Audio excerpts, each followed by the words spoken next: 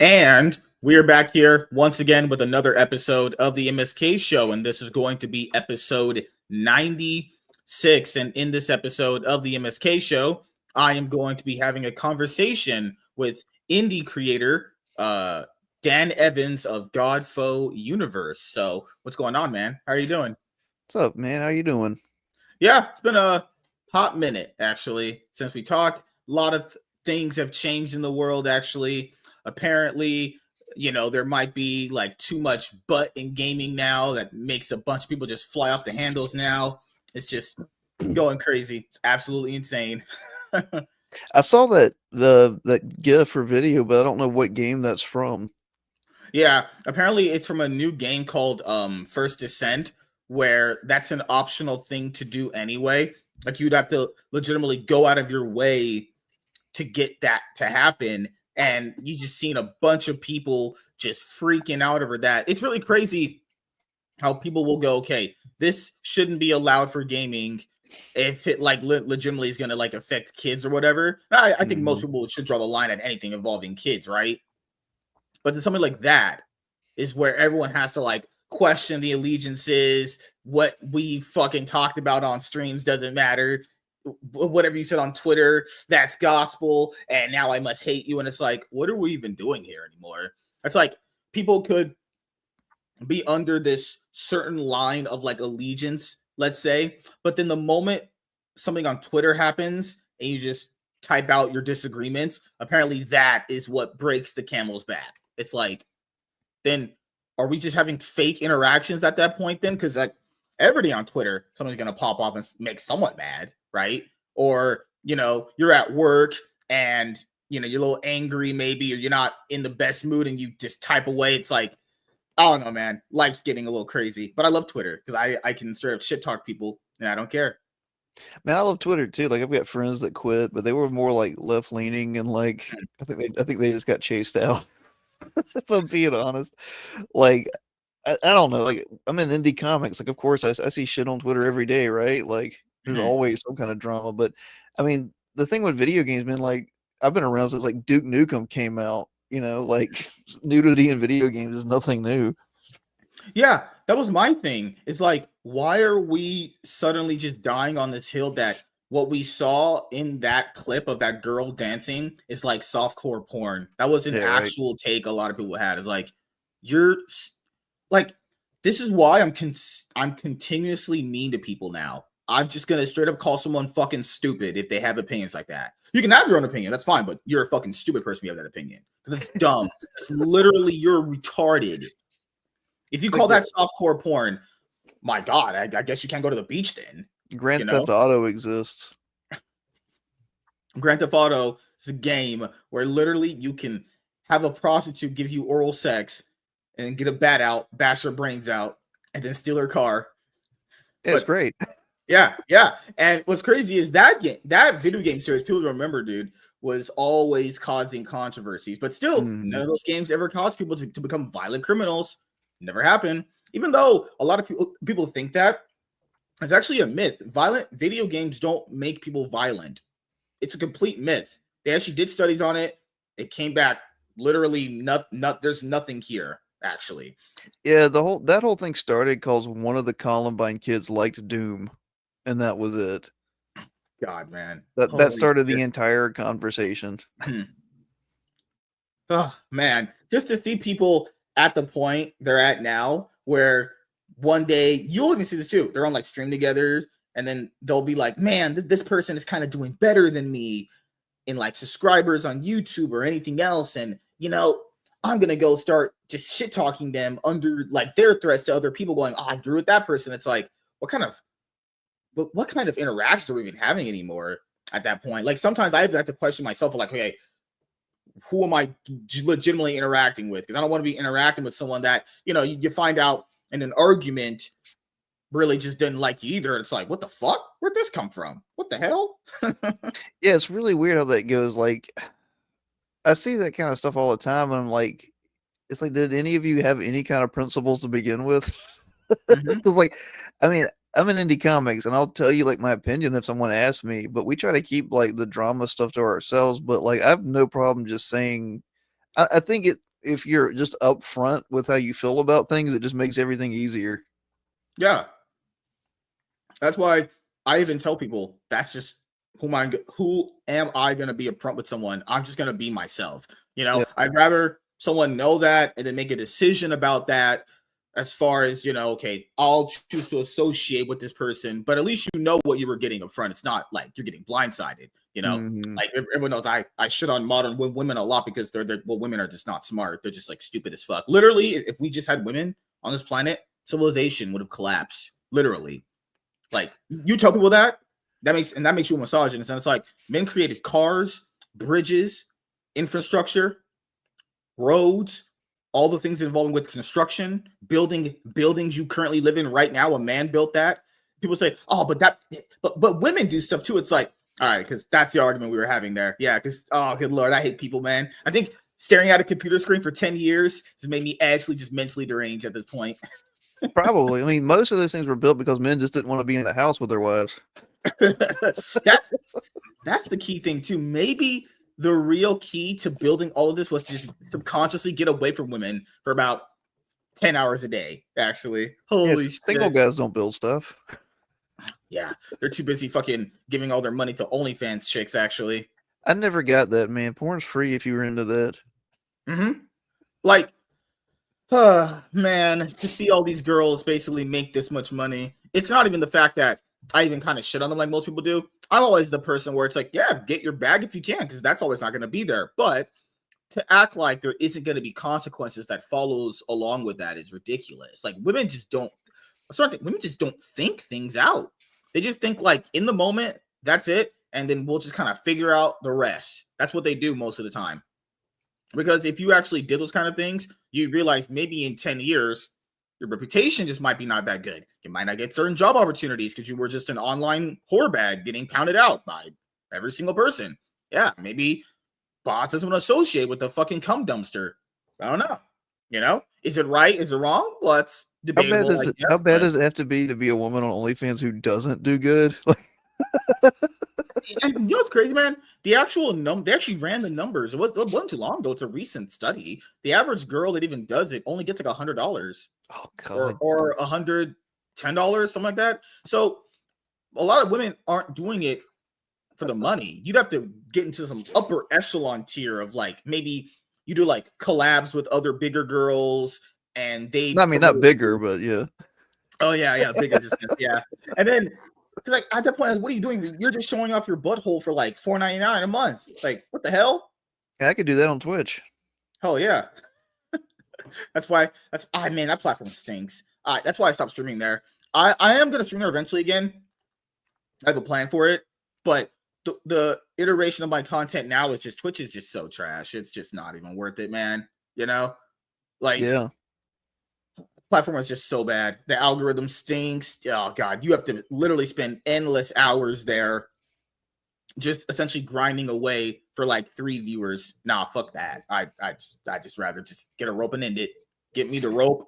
I knew I was old when the first time I looked at Twitch. Like it was like the most overstimulating thing I'd ever seen. I was like, holy crap, this is like Blade Runner. It was like the homepage is like 40 videos all going at once, and I'm like, dude, I don't know what's going on. This is blowing my mind. Yeah, and I'm not on enough Ritalin for this. And then recently, you saw the controversy they had as it's involving what was his name? Hassan, because he said basically all Jews need to die. Yeah. What's interesting is that I wouldn't even say cancel someone over that. I think you are allowed to say what you want to say, but we know that if anyone else, not him, said these things, they'd lose they would just be banned. That's the thing that really bothers people is the hypocrisy of said bans. If you're gonna ban someone over whatever you deem like offensible out of your terms of service, then that should be applied for everybody then, but it's not, because as you said before, we directly saw a girl getting fucked on Twitch live. She was suspended for like 3 days. She just literally did a sex tape in front of people. We don't know if these are younger kids watching that. We don't know if these are younger male viewers seeing that, but she gets to be on the platform again. it's like, what the hell are we doing here? You know? So. Well, it would be a different thing if Hassan was actually smart, Oh yeah, but he's that's pretty asking dumb. too much. Good God, man. So we'll start it here. Since this is your first time on this show, for people who don't know you, how did you get into comic books actually? Well, it's a fun and weird story, but I have to tell it because it's the truth. My buddy Josh and I, Josh is the artist, Josh Adams. I'm the writer. We've been working on this universe, the Godfoe universe, for about 10 years. I met him through music. He used to do art for my band. And I was writing a novel at the time to go with some of the albums I was putting out. And that album or that novel I finished, and it got turned into a whole universe. And like, hey, man, let's do comics with it. And so we made Apollyon 20XX, which is the book I'm pushing today. And we kind of spat the idea around for a couple of years, but you know how that goes. Like nothing kind of comes of it. And then 2020 happened and COVID and all that. And he lost some people. I lost my brother and my dad, not to COVID, but to just different things. And after that, basically, I was like, it's time to lock down. It's time to do stuff. So we put out our first book, Apollyon 20XX, Volume 1, this time last year, December 1st, 2023. We put out Biophile Kolga, which is in the same universe, this summer, and now this month we just put out Apollyon 20XX Volume 2. So we put out 3 books in a year, about 400 pages. So your first book you put out in 2023 last year. Mm-hmm. Then you put out one this year, right? Mm-hmm. And then now you're gearing up to put out another book coming 2025, right? Yeah, I mean it's out now. It'll be December through January, running on a Kickstarter, Indiegogo, and Fund My Comic. Yeah, it's crazy. I'm pretty sure you saw the recent Tim Lim drama with Indiegogo. Actually, I did. It's unfortunate. Yeah, there's no reason a person that is trying to gather as much money as they can to fund a comic book should be only just dedicated to one platform. That's crazy, actually. Because I want to tell people this: when you back a book, if you see the goal of a book is $500, okay, I'm just gonna say the quiet part out loud. No book, no comic book costs $500 to make. Okay, that's just not real. Okay, most books are costing in the thousands, and that's being very generous if I'm even saying that. So if you're thinking as far from like a creator point of view, you want to be on multiple platforms to gather as much money as you can. The only one that you have to kind of reach that goal is Kickstarter, right? Because they don't pay you out unless you actually fully reach it. So setting a $500 goal on that is completely fine because you want to make it lower so it feels like it's a lot more easier to attain for people that want to actually fund it. But this notion that you should just only stay on one platform is ridiculous because these books cost a lot of money. Actually, since we talk about the indie comic stuff, a lot of the creators every day talk about the pricing, the prices of the books, paying the artists, letterers, and all that stuff, right? So subconsciously handicapping yourself on one platform is just nonsense to me, unless you have a big platform, unlike YouTube, or unless you have a big social media presence. Even that is not an ultimate guarantee that people are just going to go over and back your book, actually, Oh yeah, and well, luckily I can kind of speak from a unique advantage.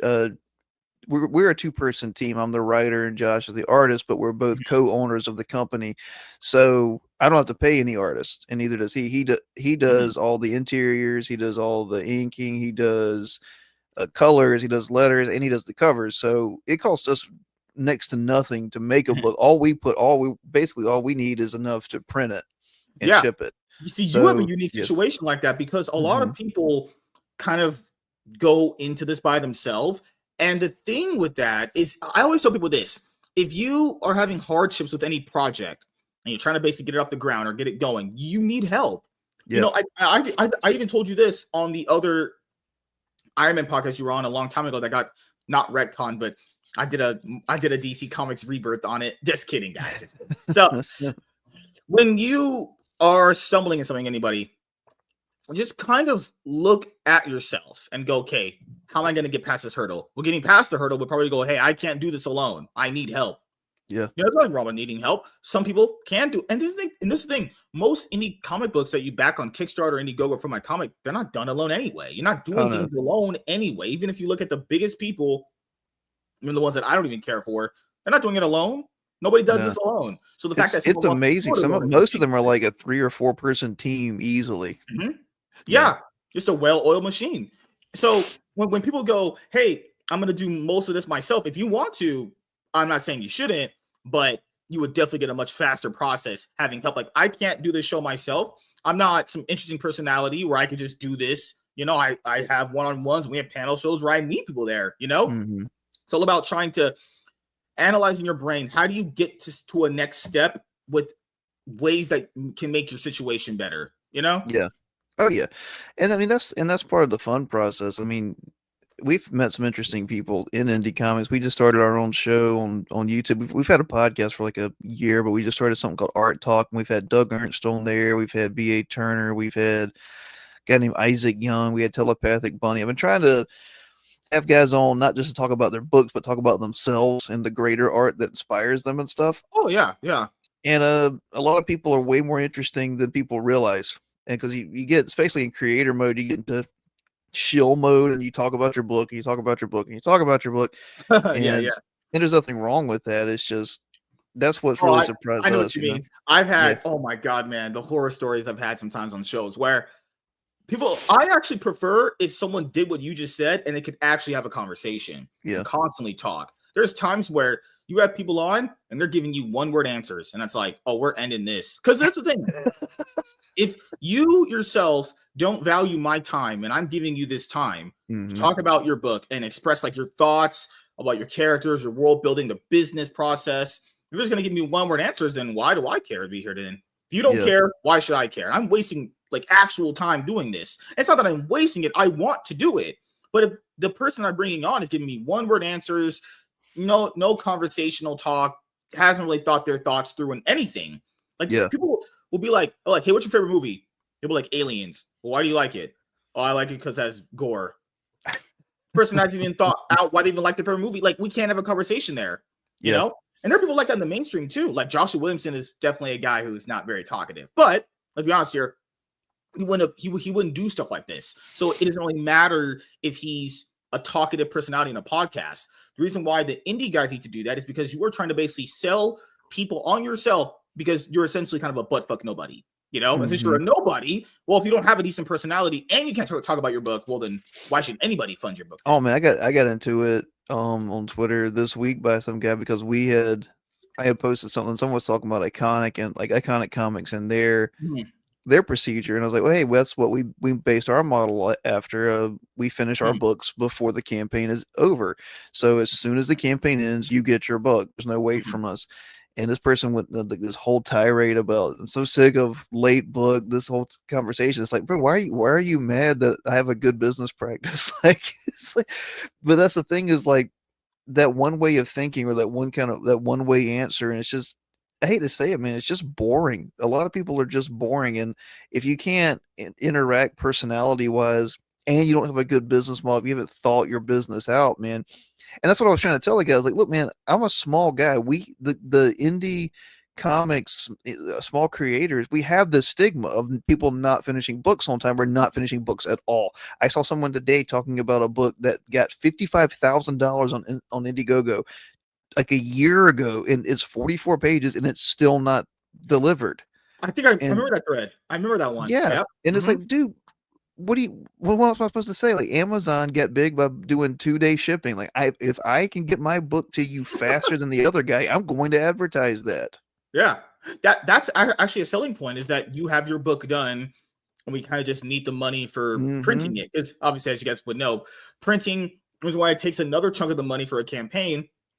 It's because you have to print enough books for the backers, and you also want to have extra copies on hand just in case someone doesn't get. I've got to speak on that. I got into it months ago with a guy who was trying to figure out his campaign. He was doing it publicly on Twitter, and I was like, "Hey, man, price for more books than you think people are going to buy, so you will have overstock that you can sell later. Make 50 people pay for 200 books." And he was like, well, I don't have room for that. Like, you don't have room for 150 books that are like 30 pages, maybe? That's like that. That's maybe that much. Believe me, I've printed 500 ash cans. That's like maybe that. You don't have room for that? It's basic business sense is lacking in so much of this area. No, like, you know what's crazy, man? Eric July talked about this stuff when the Riververse was popping off, and it's very odd that certain things like that would pop off, because that would be just like an unspoken rule. Like, okay, the average person isn't good at business. Actually, people don't understand this. If I can bring up this point, the Shark Tank, the show Shark Tank, that had to come on to give equity in their company, to have them help them out with their business and move it forward. If people don't know, the average person that starts a business always goes into bankruptcy. More or less so, the first business you do is when you go into bankruptcy. It's more like the second and third time you do it, you actually are more capable of making sure it gets hitting profitability, right? So just that right there, the average person is not business savvy. Actually, the average person is stupid as fuck, if we're being completely honest here, given our recent presidential election. Let's be completely honest there. All right, average people are not smart. And I think it goes in two ways. I think half average people are not smart, and I think half are smarter than that, but it's always leaning more towards the not smart people, because man, average people are just so stupid. Like, oh my god, man, especially on Twitter. I think Twitter's the worst of it. Like, people will say things and it's just like, I'm not even going to waste a breath typing this out to you if your brain can't actually crank that thought out. Like, you have to essentially on Twitter type out self-explanatory things that should already be there because you have eyes and ears. And it's like, I'm not going to sit there and do that. I do get in my fair share of fights. But it's like, the one that's always bugged me is thinking about quality. I'm going to understand this. Comic books, despite a good amount of them, are not like high literature. Let's just say that, right? They're fun entertainment. And I think the ones that were, the high literature ones that really challenge your mindset on characters, those did very well. And those are the loved ones. But this notion that if you wait longer for a book, it's going to turn out better. It's like, guys, that's just so stupid. I don't know who said that. I don't know who put that in people's minds. That is just wrong. Why is that? Well, if you wait for a book longer, it's going to be better. Especially if the person making it can't write. Like, I'm going to say that as a writer. Here's the thing. I grew up in the Image revolution. I like Image Comics for what it was. I love Todd McFarlane's art. The man can't write himself out of a paper bag. And like, none of those guys could. That's the thing. None of them were good writers. And that's the wrong lessons that a lot of indie comics, even like the pros now, have learned, is like, everything looks like Image now, basically. And the writing is as bad as Image was. Like, I don't care if you take 10 years to make a book. Make it. I'm not going to read a book that's bad. Like, even if the art is great. Like, that's the thing for me. And here's the thing. I get people mad at this the other day. I posted, like, it's amazing that Jim Lee and Todd McFarlane and Jack Kirby could put out masterpieces every month. Like, in a month, they would put out things that are hanging on my wall right now to this day that people pay hundreds of dollars for. And you're telling me that some of these guys can't get it done in like 2 or 3 years? Yeah. Ridiculous. Like, you start really analyzing and factoring in the shit that's told to you by these people versus when you actually logically think about it. Keep in mind, people, I'm not a creator myself. I just do content creation myself. But I'm someone who buys a lot of comic books. I buy any form of comic book, and people it's crazy how people hate the mainstream, yet the mainstream itself has for many years, decade upon decades upon decades, got books out on time with their actually, at one point there was only one distributor doing it, which was Diamond. One distributor, who's known as pretty much a piece of shit. Even recently, right now, they're going through drama with, like, they're getting books out late, books are coming in like dented and shit. The industry itself managed to basically get all these loved comic books out there for years and years and years with one distributor.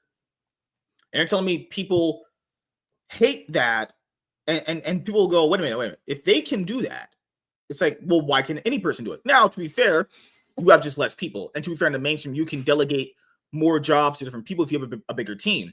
But it shouldn't take you a year, because you factor in a year it's 365 days in a year. There's 24 hours in a day.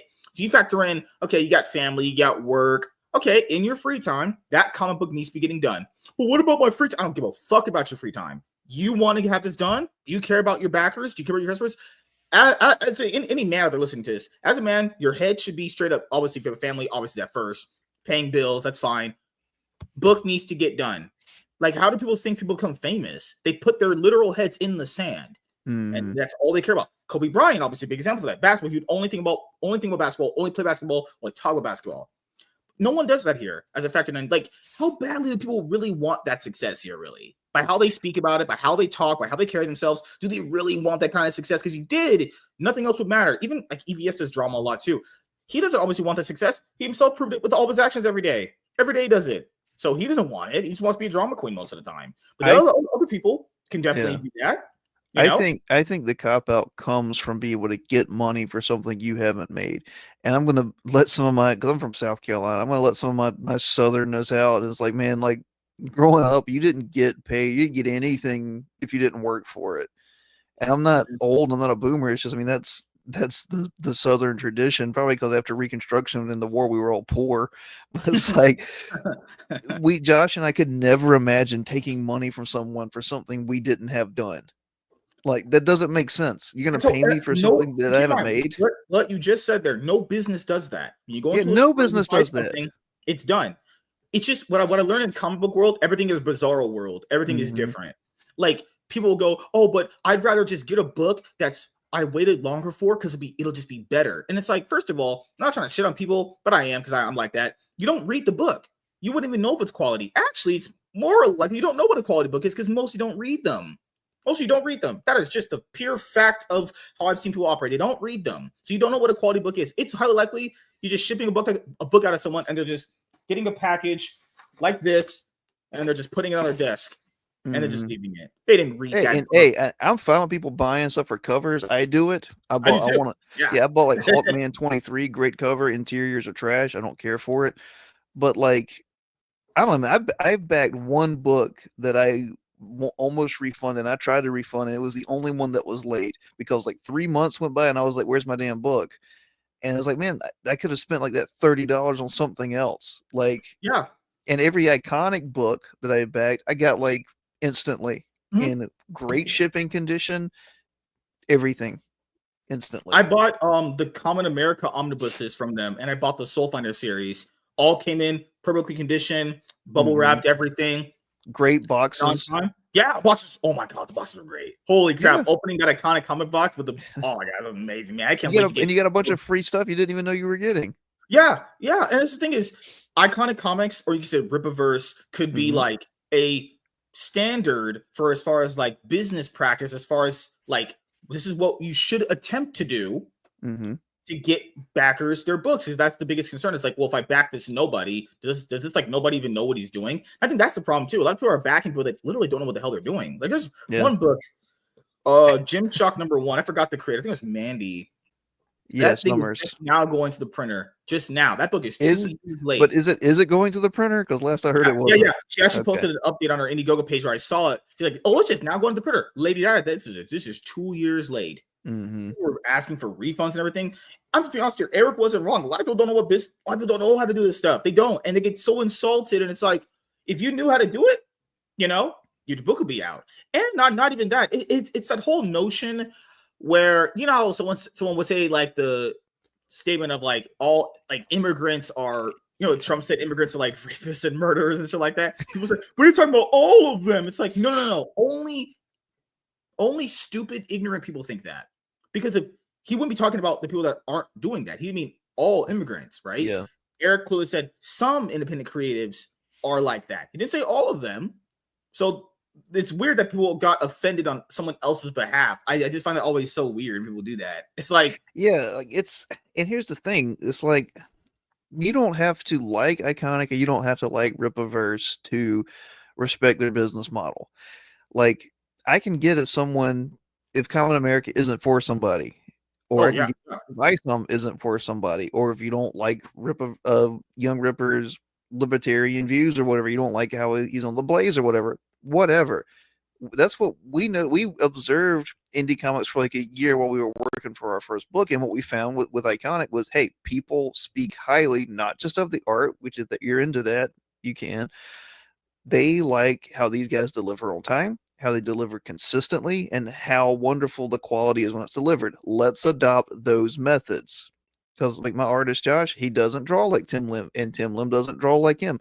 They both draw at the same rate though. Like Josh can put out pages as quickly as Tim can. So that's a goal we made. It's like, hey, you know, this guy seems to be the fastest artist in indie comics. Let's match that. And Josh, to his credit, did. There are things you can take from successful people, even if you don't like them for some reason, that are good for you, you know? Yeah. And it's also what people don't understand, man. You need a team of people that are on your same level of knowledge as far as like consistency, right? Yep. You can basically not say these things, but they would know it from your energy. They would know it from how you're talking, how you carry yourself. Hey, I want to be as consistent as you. I want to be as good as you, as far as like we're in the same team of getting this done. Mm-hmm. So you surround yourself with people that want to align yourself with somewhat of the similar goal. Is like, I want to make sure I get this book finished. You know, Yeah. you're a person on your team that's not as consistent and is showing up late, all that stuff. Well, that wouldn't work. You need people on like the same wavelength. You know, a lot of people are like hiring people that literally, you know, let's be honest, they're just not that interested in doing the projects. I think that's why a lot of these projects are late. The people that they hired, as far as like artists, writers, and they don't give a fuck, honestly. Like that's just, oh my god, people need to vet people more. That's what we really need. Well, I'm not trying to get into it, but it wasn't a couple of years ago. I think it was Doug Ernst was supposed to work with EVS on a book, and their like scheduling and like their practices just didn't work. Like Doug expected, like, hey, it's been like 8 to 10 days or whatever. Where's the update on this book? And I think EVS didn't give him one, and they kind of framed it as, oh well, artist, we work and we don't really give updates. And Doug's like, well, screw that, I'm a journalist, and if you don't give an update in like a day, like, you know, you get fired. yeah like that's the thing, is artists are just weird people. Like a good amount of them are just, they think, oh, because I'm drawing on a piece of paper, I could just take like 2 years to do it. It's like, no, that's not how business works. Because a lot of like average people think, well, you're sacrificing the art if you try to make them do it faster. No, we have a business deadline and we have to meet it. That's what it is, you know? Well, there's ways around this. Like, how can I walk into a restaurant and a chef serve me something that takes 4 hours to make? How can he get it to me in 5 minutes? He took precautions to get that thing done before he sold it to me. That's the same thing with comics. You can do things before you present it to somebody. You can get the table set. You can get the roast done before people order it. It's that simple. It's really that simple. Everything else is an excuse. Now, I know some people have had health issues. I understand that's completely different. If you're an artist, you're on like the last 4 pages of a book, you get in a wreck, you're laid up for like 6 months. Oh yeah. Totally understandable. But let people know. Yeah, there's a few examples of that.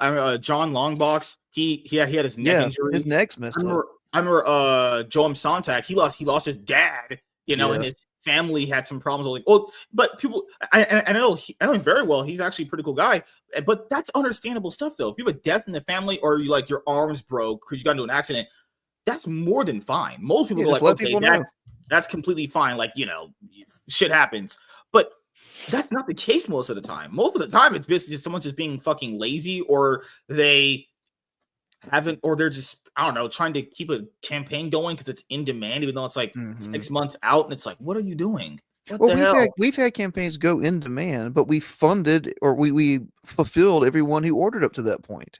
You can do that. Indiegogo pays you even when you're in demand. That's crazy. Yeah. I don't know if that's like a trade secret I just let out, but like if your campaign ends, you get the money up to that point, even when it goes in demand. So we fulfilled everything. Our fulfillment time has been like less than 2 weeks on every campaign we've done. It should be, you know, and it's not hard. And I'll put this too. Like, you know, sometimes things with shipping happen where a book could get, you know, delayed by, obviously sometimes something happened with the post office, but like this notion that books have to wait like 4 years, that's ridiculous. That's just stupid. Yeah, 66. These books are like what, 40, 60 pages? Yeah. What? Our first one was 180 and we were making it happen. Yeah. I remember Gabe El Taib for Big Man Comics. He did Dean Campbell America, and that's 120 pages. 120 pages. That thing is, good lord. That was a great book. Tome. That is just a you're like, man, I like the story, but is it ending anytime soon? But you're like, okay, I love it so much, I don't want it to end. Like 180 pages you got to put out there. 180, it's ridiculous. It's insane how much detailed art you have to have on that shit. Word balloons, lettering, all that stuff. And it's like, hey, I tell people this, you'll get it done if you put your head in the sand and get the work done. A lot of people don't want it bad enough. Like I remember I was watching this video with someone and he said, when have you actually given your best at something? Oh, most people never have in anything in their life. Yeah. You know, like a lot of people think they gave their best at some stuff. I know in my life, I give my best at various things. Like where it's, and there's times where I haven't, I quit them. But a lot of people have to understand, if you want it badly enough, well, you have to really like actually want it badly enough to the point where you'll do anything. You're like constantly thinking about getting this done because you love it that much. I think a lot of people here, the reason why they're not growing as much is because they're just shooting like a hobby. If you're shooting like a hobby, cool. You can get hobby results if that's what you really want. You can get hobby results. Yeah. Well, and then like our first book was 180 pages. This one's 100. I mean, you know, the editing of that, it's a massive headache. It's like a month straight of just editing every day of going through. And every time you find a new mistake. And I mean, it's easy for me. I'm the writer, but I got to tell the artist, I got to tell Josh, he's got to go back to that page, make the change, upload it back again. Like, dude, and of course, by the time he wants to kill you, but when it's done, it's amazing. And like, segue here to go back and circle back around to our first topic of women. I realized something when I watched my wife give birth to our second child, because our first one was C-section, but she wife, that's crazy. I have a wife and two kids, wife, man. Now having wife, what? What, having a wife is gay now is what they said. Oh yeah, right. Wife check is gay. And she was 40 when she gave birth to our second child, and she did it naturally. And while I was watching it happen, I'm not to get esoteric or whatever, but I understood this would be the hardest thing she's ever done, because there's this thing inside of you that's depending 100% on you. And there's that threshold where she has to push it out or it could possibly die. And she's got to risk the greatest pain she'll ever know. And she has to risk her life, even with modern medicine. And I understood like the divine female for like an instant there. And I understood like ancient religions for like an instant there. And I was so proud of her whenever it was over, because I was like, yeah, that's important. And like, that's what we seek out when we go out into the world and build stuff. We're seeking that big challenge that we don't get inherently like that. And it is that thing that challenges you and is more painful than anything you've ever done. And like, if you don't pursue that, it's hard to call you a man. Yeah. Like the like I would say drive and passion is what really makes you like not feel sad or depressed, you know? Yeah, purpose. A lot of guys are like, a lot of guys nowadays are like, oh, I'm sad, I'm depressed. It's like, what are you doing with your life then? Yeah, you're eating crackers and masturbating. hey man, I love my goldfish. Let's say you like wipe the crumbs from your Oh my god. You got like the Cheeto dust on your hand. The thing that people would fucking eat as kids, like string cheese. That was our big thing growing up, eating like string cheese. I never did. I thought it just looked disgusting. But holy crap, if you're sitting there eating string cheese, playing World of Warcraft every day, because you know, like what's crazy is some of these people can do this stuff, but don't even make the most of it. Yeah. Like if you're a sweaty, smelly, fat nerd and you somehow have a lot of money because you have a decent job, so you kind of clean up for your job, you come home and you game all day, stream your gameplay, actually make something of it. Yeah, do something. Like, it's crazy how apparently all these nerds give those money to a bunch of these OnlyFans women. So you're not like illiterate as far as like getting a job, so you at least know that. But everything else, you're just a socially inept weirdo. Yeah, but even that job probably doesn't challenge them.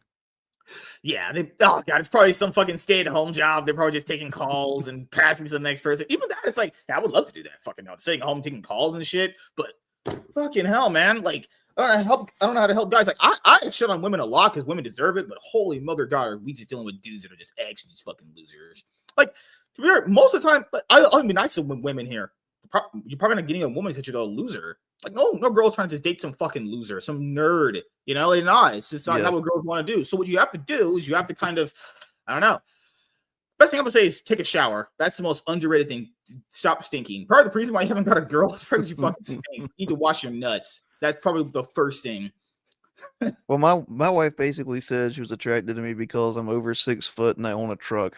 That probably works too. You're not a short king as they call him now. Yeah, that was that. So basically, everything it just lined up for me. I don't know if I did so much towards it. I don't know if I can Oh take my any credit. I'm God. not the Riz master. Being 6 feet tall and having a truck, man, holy God. Do you like, okay, do you ever live on a farm growing up? No, I lived on a parsonage because my dad was a pastor, but it was a very large property we didn't pay for, but it wasn't a farm. Okay. Cause man, have you ever lifted like haystacks before? Yeah, yeah, they're super heavy. In TV, they did not, they Oh no, tricked those everyone in things are TV. ridiculously heavy, man. Especially Very, when very. they're big bales. We did that with pine straw mostly than hay, but because there's not really hay down in the south. That's more of like a midwestern thing.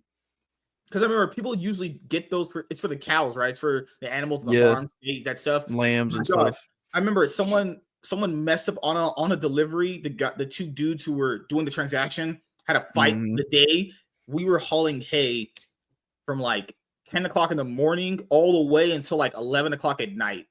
Yeah, It that's an average work day. I never did something like that in my entire life. I was like, it was cool seeing like fucking like Smallville and seeing like Tom Welling on Yeah. a farm do it. It's kind of cool. I was like, oh, being a farmer's not that bad. No, No, man, this hell stuff's no. hard. Dude, you had to clip them. You had to hold. I was like, oh my Yeah. God. I wasn't even muscular then. I was maybe 100 pounds doing that. I was like, I'm done. No more of this. I'm No, fucking finished. the hands on some of those guys, like just their grip strength is ridiculous, man. Like we had some guys in here that do tobacco, some of them do cotton and stuff like that. I mean, I'm not that country. I'm a nerd, obviously, but like I don't know. There's something about like work ethic though, like everything we're talking about. Like, yeah, you kind of. I think that is kind of dead in like the modern world. And it's really sad for men. That's really sad that like you gotta if you don't feel tired at the end of the day from working, it doesn't even have to be physical, just from something like you just feel like you wasted your life. If you have energy to like go to OnlyFans at like 9 p.m., you're probably wasting your life. Oh God. Because honestly, since you have a daughter and a son, right? Or two Yeah, daughters. it's a daughter and a son. So, what's the experience of the daughter and the son thing? Is it truly different with both? Like most people say, they have Oh, the it's different one. ridiculously different. Oh, Yeah, okay. it is So the girl's vastly more different. emotional, right? Well, she's definitely louder. That's true. I told you Yeah. that. The little girls are always louder. Well, she's the oldest too, so she picks on him and like shoves him around and stuff. Uh, And I mean, he'll be bigger than her in probably like 2 or 3 years. But like, no, they're just it's, she was reading at 2, super verbal, Mhm. and he had no interest in that. He's just now gotten into stuff. He's like 1.5, but he's Mhm. always been about things. He likes cars, he likes puzzles, anything that he can put his hands on. That's the difference, I think. Not always, but boys and girls. Boys tend to be more tactile, more hands-on, and girls tend to be more verbal. So yeah, the gender differences exist from birth. I don't care what some academic tells me that never had kids. I've had Yeah, kids. yeah, man, dude, fucking hell. I talked to Kaida on stream, and even he had like a newborn, not like a newborn. She was like, I think, like 6, 8 months old. He's Mhm. like, yeah, she's emotional, she's loud. Yep. It's actually opposite. Boys, the little boys are usually the more quieter ones. You can just kind of give a tablet to. They're just on that thing for like hours on end. Little girls are definitely not. They're always asking for something. Yeah. Holy They fuck. are more social. They are definitely more social. Even the more quiet girls are more social. Like even when you just put them in a situation, it's fun to watch. Like yeah, those differences are there, like ingrained from birth. Mhm. Like I don't think we really understand hormones the way we think we do. I don't know. I'm not going to nerd up your nerd No, podcast. it's fine, man. I don't care. Oh man, another thing is like all these people nowadays are just going fucking crazy over like the whole abortion thing is so weird. Like with the way I don't think people actually understand what that is. Yeah, I don't I think think so either. for me, the only way to kind of rationalize it to be okay is let's like the mom will actually 100% die if she Yeah, does which this. is like never Or I would happens. say if she gets raped, that's not something you want to happen to you. So that one you can kind of go 50-50 on. Anything that's not those two, in my opinion, you can't just use that for form of birth control. Like, what the fuck? Yeah, I agree with the only third option I think that's a little weird is incest minors. Like Yeah, I don't think you'd expect like an 8 to 12-year-old to be able to birth a child. Oh yeah, yeah. Yeah, but then But again, but that's not a child's yeah, decision. yeah. That's the thing is the left or people on that side have basically Hmm. propagandas. Oh my god, that's a word. Have basically, Propagandized. yeah, have basically propagandized those three like very unusual instances Mm-hmm. and make them out to be the entire argument. It's like, no, it's just women Yep. are literally doing because they're just whores. But if you say that, you're a sexist. They're literally Yeah. women are just cum dumpsters. Dude, I know you saw this recently. Remember that there's a girl, she's up with 100 guys in a day? Yeah, that broke my heart, man. I watched that documentary. I was like, oh my god, like it was like watching a slow motion train wreck. If she had gotten pregnant if she had gotten pregnant at any time, Mm-hmm. I'd be like, damn, you're just a fucking slut bag. And that girl would have had an abortion, and but she had to. She was gonna die. And it's like, oh yeah, really, yeah, she was gonna die.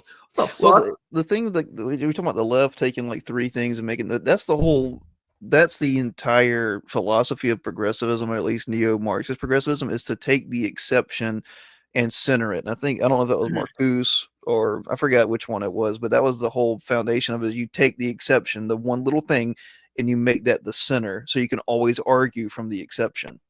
It's a synaptic, or not synaptic, it's a syntactic. That's what I'm looking for. Trick. Semantic trick.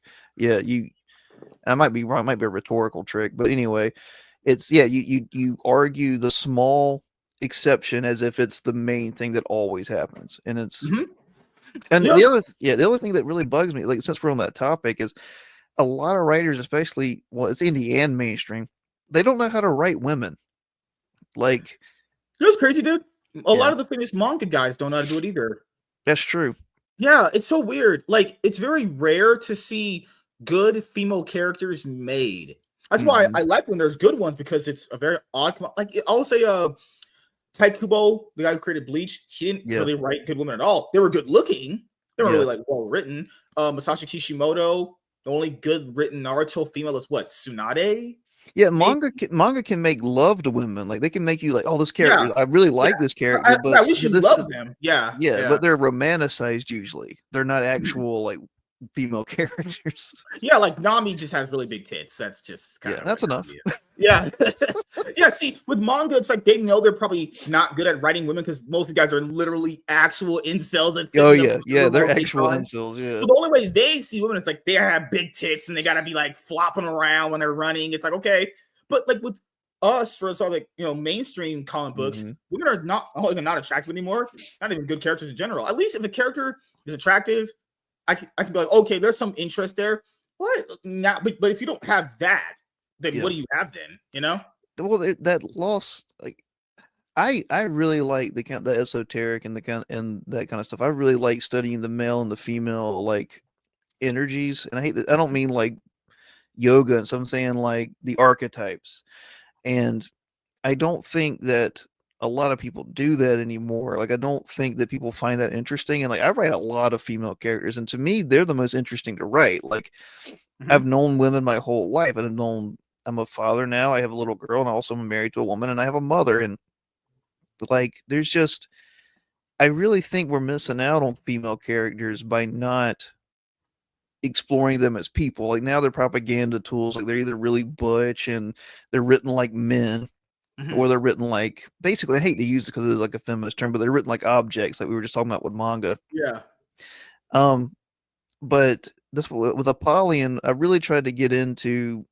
There's like 3 female characters of various age, and with Kolga, the last book I was on pushing with you, that's really a female centered book, but it's not written for women. And I don't know, I mean, I could go on that all day. I really think, especially if you don't study like motherhood, you can't really write women characters. Yeah, that's the thing too. For me, was that the way I really understood women is that I just watched content and I would literally go out in my way to seek out how women talk to each other, how they interact, how they behave, the bad ones, the good ones, the aspects like what makes one of them think like they're better than the other women, even though they don't ever say that. You know, like a lot of women focus mostly on just an image point of view. Like they're really just image focused about a recent example, Caitlin Clark. You know, she came out, started saying some crazy stuff about white privilege. But the thing is, women are all image based. And I think that's the point too, is, you know, the thing in life is people like women that are attractive, but they also like women that also have a brand and personality. But that's Ayn Rand was very popular. Well, and very hated too. Yeah. I think that's been lost in just comic books in general. They're just creating a character Mhm. because she looks hot, but the actual personality is just non-existent. Or if it is a personality, it's the one that they have because they self-insert Yeah. their personality in the character. Oh my god! Remember there was that guy it was last year. Remember the comic book guy where he was like, "We don't want to fucking read stuff that you self-inserted your character into." Oh my god, he fucking blew up so hard. And then well, we don't see him anymore. Oh, I remember. Yeah, I remember. He was on a Mark Millar show. Yeah, he blew Yeah. up because he was so angry with like the direction that comic books were taking, with the writers basically just self-inserting themselves or what they would do with these characters. Mhm. Oh my god, man! It's crazy how fast that story just blew over. Oh, yeah, because I'd forgotten about it till you just said He just blew the whole freaking top off the industry, and they probably talked to him with, "Hey, you better shut up if you know what's good for you." Well, They probably gave him the Diddy letter. do you read like I don't mean this like in a condescending or douchey way, but genuinely, do you read like novels? Like I feel like a lot of people don't. I'm just not generally gravitated towards reading novels because I get very Yeah. bored very fast. It has to be very specific ones. I have read novels throughout my life. Yeah, I But understand it that. hasn't been a lot. I'm gonna next year. That's something I want to bring up. Next year, I do kind of want to try and do it. I did buy a book to try it for because I watched a movie based around it. But just a novel, for Mhm. me, it's just I get bored so fast, like once a day. Yeah. Read Anthem by Ayn Rand. It's super short and it Mhm, does a wonderful job, especially of male and female energy and power. And it's dystopian, but it's not sad. In fact, it's actually like a positive out of the dystopia. It's called Anthem by Ayn mhm, Rand. I'll like send you a message with it. I would recommend that for anybody that's into comics and stuff and really wants to see like how characters should be written, because she writes them as people who don't have names. They're mm, just the man and the woman. And I mean, I don't agree. I mean, I'm a devout Christian, and like the ending gets a little Luciferian, and that's just because it becomes like a Prometheus type man of defining yourself, and that's fine. Like it's beautifully written. I'm not going to complain about it. I'm just giving that as a forewarning for anyone who might have a religious stigma against it or whatever. mhm. But yeah, I would read Anthem by Ayn Rand. Like I said, you could probably find it like a local bookstore for like $2 or on Amazon. But 1 sec. yep. And I don't want to push it, but can we pull our campaign up real quick just so I can Yeah, talk about it? Yeah. for sure. Give me 1 sec. I was getting that right now. Yeah. Freaking had too much porn on my tabs. You want to get taken down by YouTube? Too You much can't big have it. booty You white can't man. have too much. Good gosh. All right, we should have it right here. This Yep. Apollyon? Apollyon 20XX. Yep. Okay. So And Apollyon is a Greek name from the Bible. It's the angel that opens the pit at the end of the world, and that's that's what we kind of wanted to evoke, was the end of the world. mhm. Okay, so now we have 100 pages. Mm-hmm. All finished and ready to go, because as you said before, you're not waiting 4 years for this. It turns out you actually got it done before. You're ready to sell the book, actually. But Oh you're yeah, not waiting 4 years for quality. Hell yeah. yeah. So Josh is basically a 4 years. fantastic artist.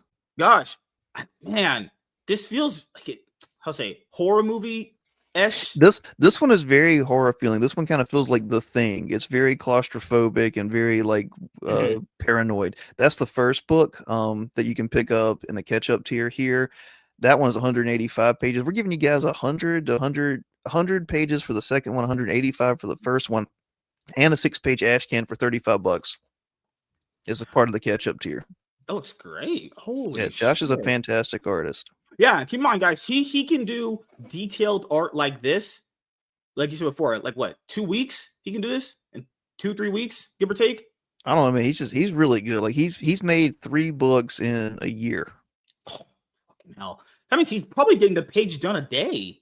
Oh, Or maybe more than more. that, easily. Yeah. These things down here, the invocations, the incantations, and the incarnations, these are peripheral stories that take place in the world that I've written. They're PDF digital files, so like it'll probably be like 100 pages of more stuff, like of just stories and pictures and stuff that go in the world.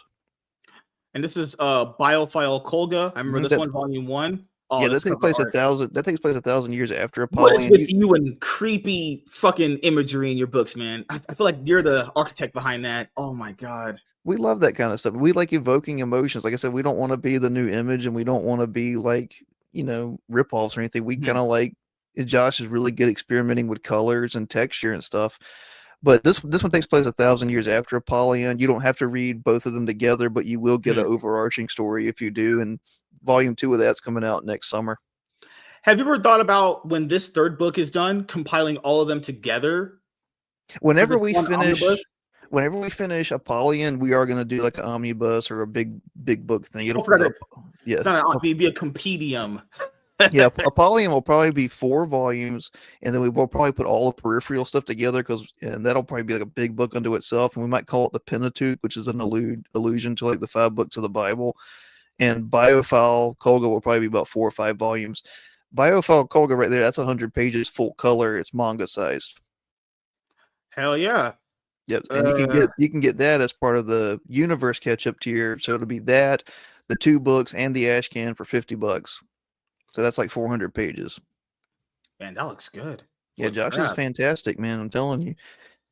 She battles a witch in that one from her time. It gets a little creepy. Okay. And as people know, on Kickstarter, you have to kind of hit the goal to get the money. But like I said before, you already have the book done, and you're already running on Indiegogo and Fund My Comics too. So, That's right. Okay. And here's the thing, man. We're not above funding books ourselves if we have to. Like, people are getting their books, like, no matter what. Yeah. But I think we'll hit our goal. We've got 49 days to go, and we're almost halfway there on Kickstarter. Just what you got to do. Just pay for advertising on Twitter. I'm not doing that.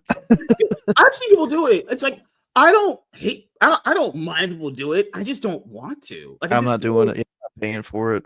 It is, man, like how much is it to do it? Like, it's like $200 for 2 weeks. It's like, it's not worth it.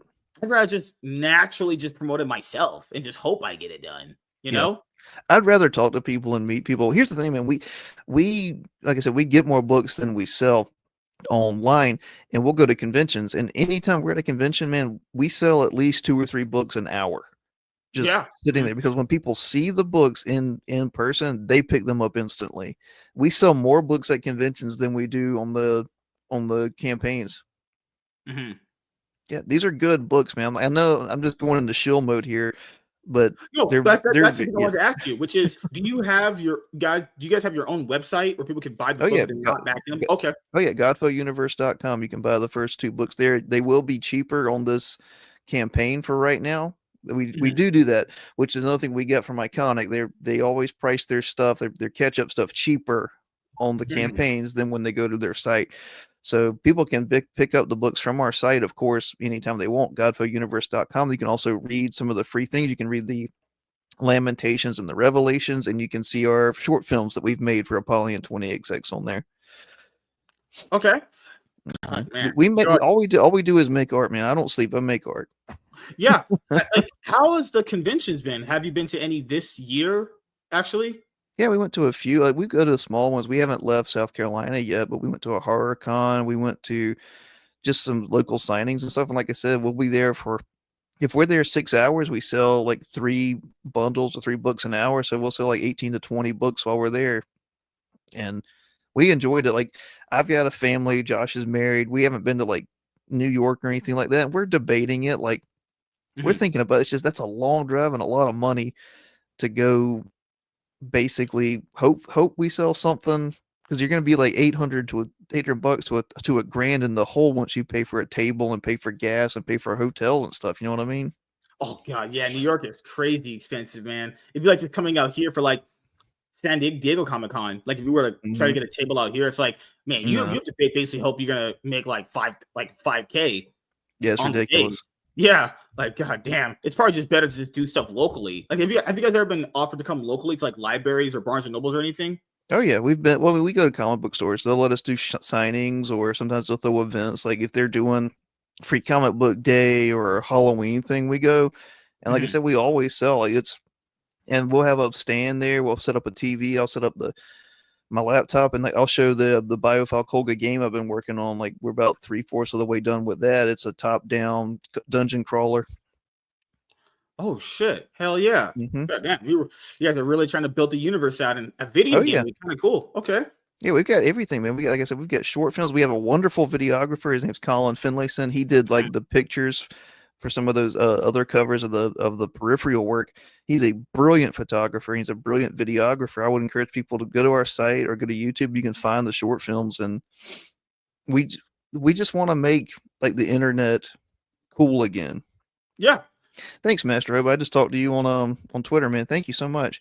Well, if he's a hobo, how does he have money to pay for? He's the Master Hobo. That's why. Yeah, you're right. Yeah. He told me You're the $20. Riz Master. He's the Master Hobo. He told me that $20 was too much, and I was like, "Oh my god, it's crazy." Okay, if $20 is too much, you might just actually be a broke piece of shit. Oh god. Well, I love talking to you, man. We should make this. We should do more of this. I should have you on. Yeah, anytime. I've never talked to your artist from before, actually, which is crazy. I only just talked to the white partner of everything. Oh, Josh is whiter than me, dog. Oh, God. But he it's just the scheduling. He is a pastor / youth pastor or whatever on Wednesday nights. He's just not available. But if we did something like on a weekend or something, he could jump on here. Okay. Might potentially want to have you guys on this Saturday. Would that work? I think we have one at 5 p.m. this Saturday. Maybe we could do one that night. Yeah. Well, my panel show is 6 p.m. PST on Saturday. Let me see. Let me talk to Josh. Might be able to get him on there at least. Okay. Last few things I'll ask you first, which is, do you have any plans coming up in 2025? Oh yeah, we're gonna release Biofile 2 and then Apollyon 3, and we hope to release a floppy, like 24 pages called the Blitz Beast, and he's a character that shows up in this issue of Apollyon 20XX, and he uses the Imperial metal that's in the augments, which if you just read the description on the Kickstarter, you'll see it. He uses it like as weapons, and he can basically form like plasma constructs. He's a really cool character. He kind of reminds me of Necrid from Soul Calibur 2, if you remember that. All right. Yeah, man. I love seeing this out of, indie creators. They're all put together, and, the money might not be just flowing in with millions, but at least you're trying to do it. The thing is, people should get to understand as crackheads, like actual drug dealers, go out every day thinking about making money just to sell drugs or get crack. That's how you should be when it comes to your projects, right? Every day you think, well, how am I going to make money and sell my book? Just sell yourself better. Well, we come from a punk rock background, and in music, you don't make money in music; you lose money. And you get stabbed by the guy that paid you earlier that night and robbed later. So indie comics isn't that violent, but not to say we're not in it for money, but we don't think about money when we're making things. Like we really just want to make really cool stuff. And we're also thinking like 40 years down the road, like you make something cool, you get 5 volumes out. People don't believe something until they see it. Even like you can't just, unfortunately, you can't make 1 volume and people will buy it because they're like, oh, well, it may not fulfill. We're on our 2nd one now. We're hoping this one fulfills even more. It's not going to stop us from making the entire series. We're going to make all of Biofile Cog. We're going to make all of Apollyon. We got a prose novel I finished we can put out maybe next year. We're just going to be over here making art no matter what happens, because that's what businesses do. You don't charge people for a hamburger before you make you get the meat in the grill, but but that's indie comics, Oh gosh. So last thing I'll ask you, man, is do you have any shout outs you want to give to anyone in particular and anything else you want to say before we head out? The nicest person and the closest person we've met in all of this is Doug Ernst from Iconic Comics. Oh yeah. He's having great success with Soul Finder. He's been nothing but support. He's given us advice and support no one else would give us when we first started. Wonderful guy. I'm having him on our show next week to talk about the good, the true, and the beautiful. That's a Christian concept in art. And I love the guy. I really wish you guys would meet. I don't know if you'd get along, but you might because you're both funny. Black Angus. He's not a fan of the Rippaverse, but I think you guys would get along because he's so funny. I love that guy. Oh, goodness gracious. Talking to another black guy. Oh my God. He's half black, so thank you guys for checking out this episode of the MSK Show. We are so close to hitting 100 episodes, actually. And that was my goal before the end of the year, when we kind of retcon the other show, was to at least get 100 episodes. So next year, my goal would be like maybe 200. I want to try to get to where FNT is at, but 300 episodes, actually, because, want to try to if people look back on all these years as I've been podcasting since 2020, they're like, how are you only at like 100 episodes? Yeah, I want people to know like I've been doing this for a while, you know. Got to show something off. Didn't your last channel get struck or something unfortunate? My first one did. Yeah. The Yeah. Iron Man podcast, I just made a mistake on not syncing up everything. So a person couldn't basically go back and watch the first episode if they really wanted to, or a second or third one. Like you talk about building up over time. So I was like, you know what? There's no point in putting in more episodes in this. Just restart it, start from episode 1 and just build it up consistently with shows throughout the week, you know, and one-on-ones if I can get them too. Because like to get more episodes in the show, I'm probably gonna have to go back and put out a bunch of one-on-ones like I did for that show. That's gonna be pretty fun. God, man, I remember I was doing 5 a day. No more of that. That killed me. At most 2 one-on-ones in the panel, so it's fine. One day, I think I just straight up 5 shows in a day. I was absolutely just going insane. My body was just on like Super Saiyan 3 mode. Yeah. Well, no, man, I love your energy. You talk like, you know, I'm not trying to keep you, but you know, I've been in that situation where you talk to some guys and like you said, like there's nothing coming back. Like there's nothing to work off of. Yeah. So I would love to make this to do this again. I'd love to have you on the channel or get on a panel or something, because I like having this kind of energy, man. I love being on here. Yeah. Anytime, man. We'll see you guys later. Have a great weekend.